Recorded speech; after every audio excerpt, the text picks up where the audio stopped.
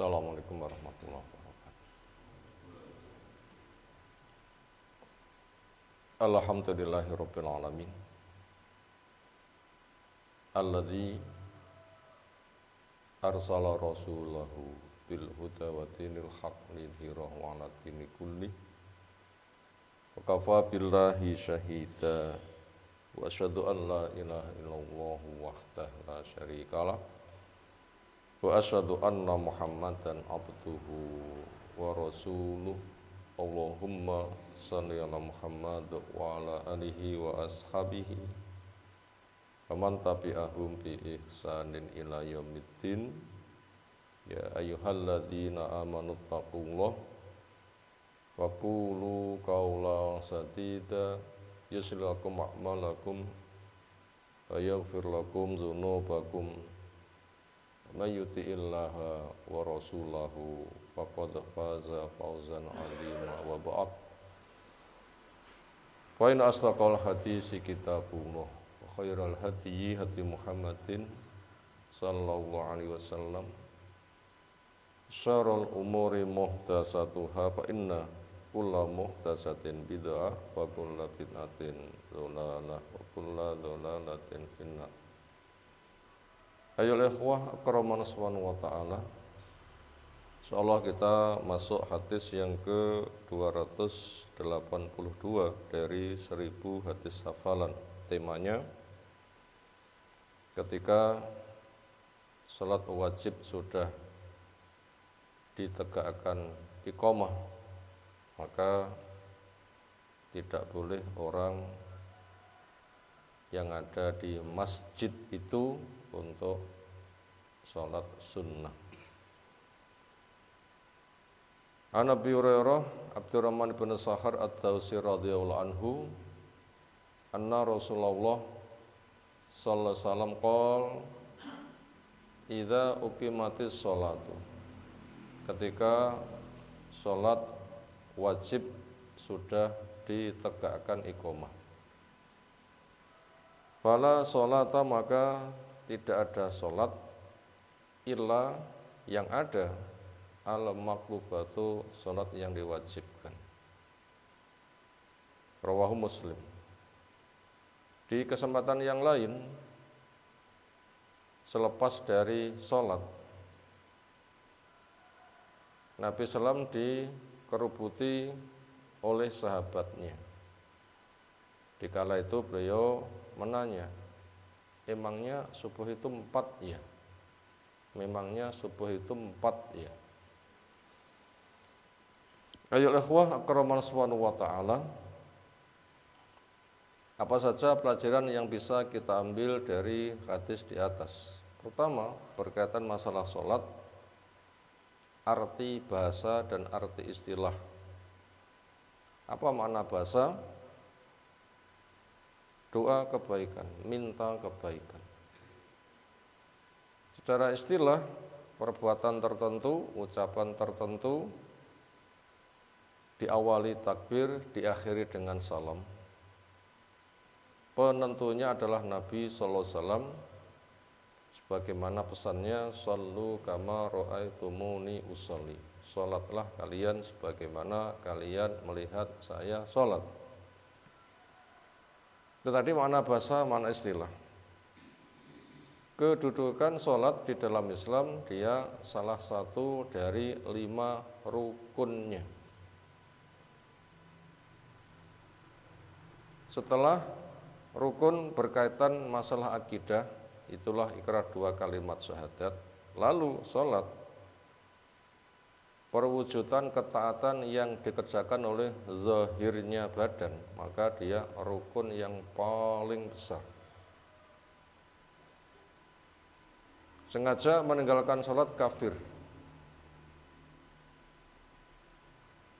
Bermalas-malesan, maka dia dosa besar entah seperti apa. Kemudian sholat penerapannya mendapatkan ketetapan yang telah ditetapkan, entah syaratnya, rukunnya, wajibnya, amalan-amalan sunnah ucapan maupun perbuatan sebagai penyempurnanya, mubahnya, makruhnya, pembatalnya, nah, semuanya telah dijelaskan. Sehingga setiap diri wajib mendalami sehingga nanti sholatnya benar, khusyuk, tumakninah, menjadi zikir yang paling besar, menenteramkan jiwa, syiar yang paling besar, tanda keislaman yang paling besar. Dengan sholat berarti menunjukkan dia itu muslim dan menunjukkan ada ketakwaan. Yang pengaruh dari sholat luas, sejak menenteramkan jiwa, zikir yang paling besar, tanda dia sebagai seorang Islam yang nanti akan menjadi cahaya terang ketika manusia dikembalikan kepada Allah Ta'ala, termasuk menjadi kunci hisab. Sholatnya apik semuanya, sholatnya jelek. Apabila sholat tatawu orang mengenal dengan nama sholat sunnah itu ada, nanti bisa menjadi penyempurna. Bila tidak, bisa hancur. Makanya sholat artinya perhatikan dengan sebaik-baiknya. Sampai pelaksanaannya pun juga untuk laki-laki wajib berjamaah. Sehingga bila tidak ada alasan laki-laki kok tidak berjamaah, terancam dibakar. Dan di masa Nabi SAW enggak ada alasan tapi tidak sholat, sahabat memastikan itu gejala munafik yang paling nyata.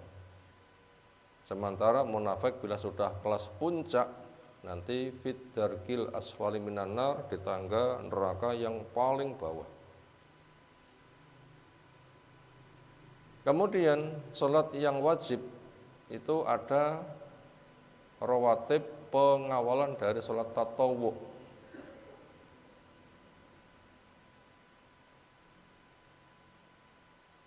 Di antara hikmahnya sebagaimana Tamsil menjelaskan, semisal buku ada covernya lalu dibungkus dengan sampulnya, ketika dipegang maka yang terpegang hanya sampulnya, dari plastik kotor ganti, masih baru. Sampul lagi ketika kotor dilepas, sepertinya bukunya masih baru. Artinya dengan adanya sholat tatawu, sholat sunnah, akan betul-betul mengawal kepada yang wajib sehingga kesempurnaannya bisa terjaga sehingga selamat. Lalu pelajaran berikutnya, karena rawatib itu pengawal, bukan pesaing. Makanya ketika sudah dikumandangkan adzan, harus keras karena fungsinya pemberitahuan dan undangan untuk jamaah.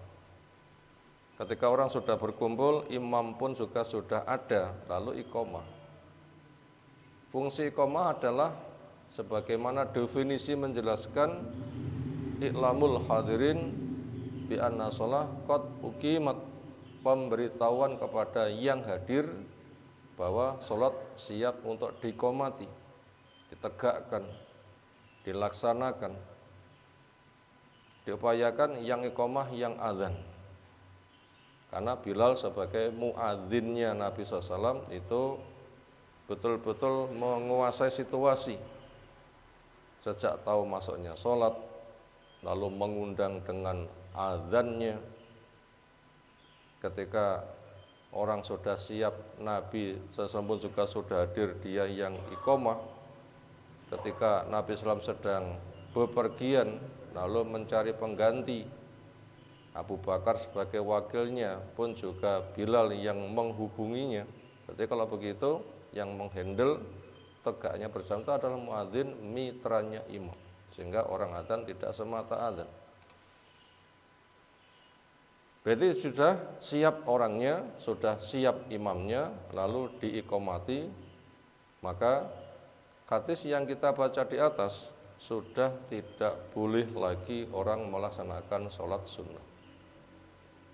Karena wajib itu pokok, sunnah itu pengawal. Makanya ketika sudah tegak yang wajib, maka pengawal tidak boleh untuk menyaingi. yang ada sebelumnya atau sesudahnya.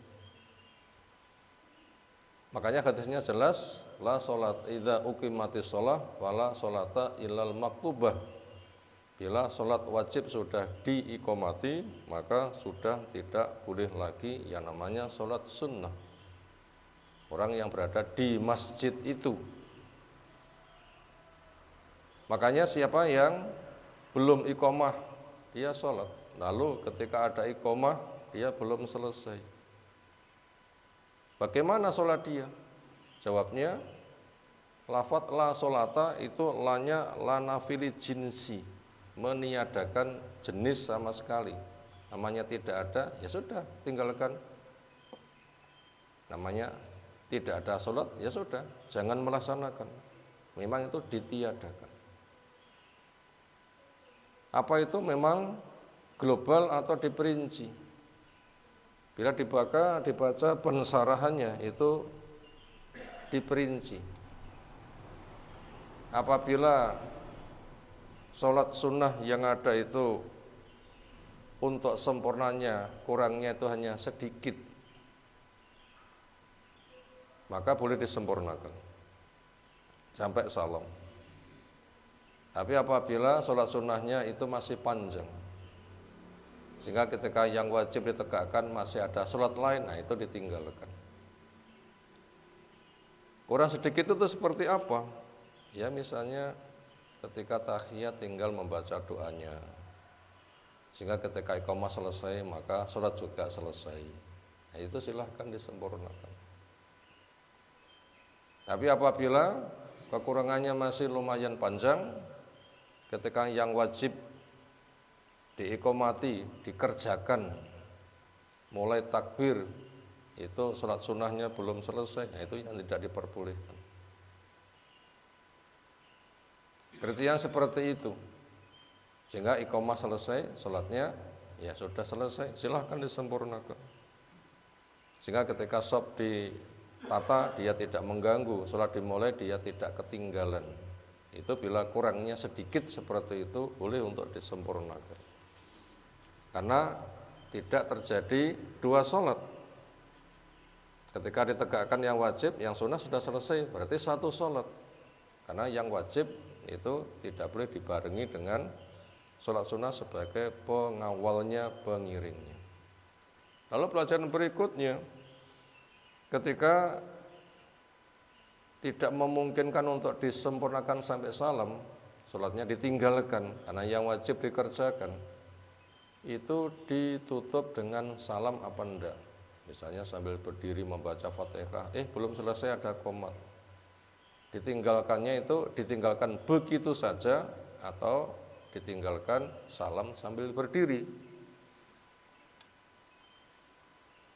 Karena ibadah itu butuh dalil. Sementara yang memberikan ketetapan tutuplah dengan salam, itu belum dijumpai dalilnya. Sementara beribadah butuh dalil dan itu belum dijumpai, ya sudah tinggalkan begitu saja. Tapi sebagian ahli pencari ilmu, sebagian pencari ilmu itu ada yang memberikan fatwa, memberikan pendapat. Namanya fatwa, namanya pendapat, bisa diterima, bisa ditolak. Karena mengambil hikmah sifatnya, mengambil faidah sifatnya, bukan ketetapan hukum. Ada yang mengatakan, ya tutupan karo salam. Karena kamu tetap dianggap sholat, karena sudah niat dan berbuat, sementara sholat itu diawali takbir, diakhiri dengan salam, sementara belum waktunya salam tapi dikatakan tidak boleh, ya sudah, tutup saja dengan salam sebagai tanda sholatmu sudah habis. Ada juga yang menfatwakan begitu, namanya fatwa, mengambil pelajaran, bisa benar, bisa salah.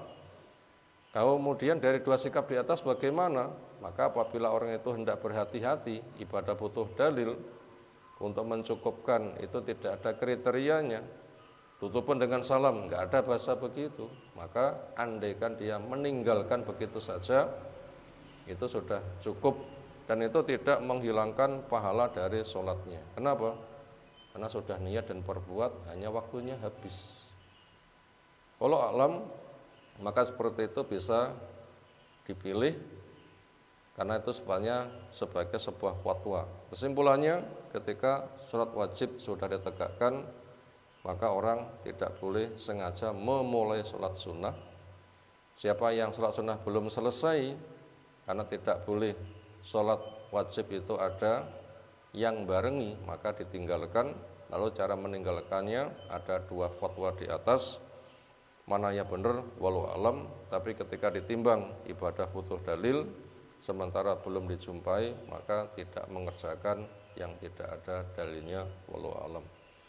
Demikian beberapa pelajaran yang tersampaikan. Subhanakallahumma bihamdika asyhadu an la ilaha illa anta astaghfiruka wa atubu ilaik. Assalamualaikum warahmatullahi wabarakatuh.